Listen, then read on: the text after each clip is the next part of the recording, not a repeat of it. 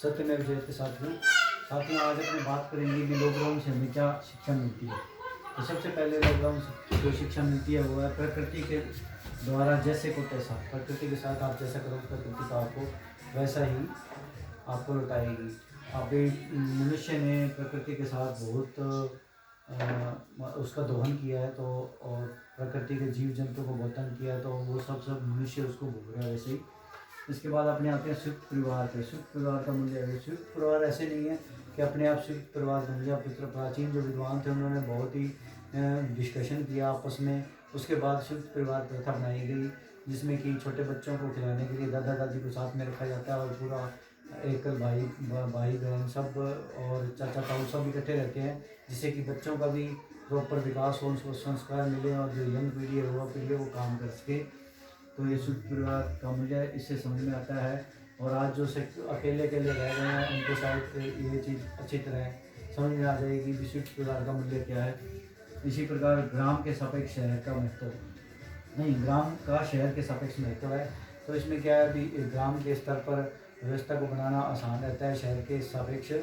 और यही ग्राम के मूल्य को मतलब प्राचीन जो गांधी जी का सपना था ग्रामीण भारत को आप बढ़ाइए, ग्रामीण भारत को आप सुदृढ़ करिए, शायद वो इसी सोच की वजह था। ग्राम स्तर पर व्यवस्था बनाना शहर की अपेक्षा आसान है और अच्छा है।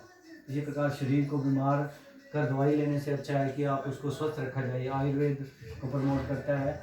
और ये जो बीमारी है कोरोना, जिससे हमें शिक्षा मिलती है कि शरीर को स्वस्थ रखने के ऊपर काम करने की ज़्यादा आवश्यकता है, न कि उसको बीमार करके उसको दवाई लेने की। इसमें लॉकडाउन से एक शिक्षा और मिलती है, आप अपने पड़ोसी के साथ तालमेल का महत्व बना के रखें।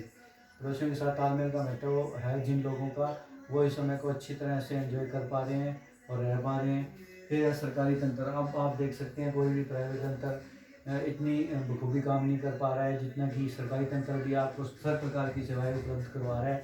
तो सरकारी तंत्र का महत्व है एक सरकारी सेवा का, जिसको कि पहले कामचोर नाम से मतलब डेजिग्नेट कर दिया गया था, लेकिन अभी वही तंत्र आपके लिए काम कर रहा है। फिर है धार्मिक गुरुओं के बारे में। धार्मिक अपने जो धार्मिक ग्रंथ है उनमें हर प्रकार की बीमारी और स्थितियों से वर्णन, स्थितियों से निपटने के लिए बताया गया है। और लेकिन इस समय में कोई भी धार्मिक गुरु है जो वो स्थिति से निपटने के लिए अपने उस ज्ञान का प्रयोग नहीं कर रहा, और या फिर अगर प्रयोग कर रहा है या फिर उसको पता नहीं है, तो इससे उनके ज्ञान का पता लगता है।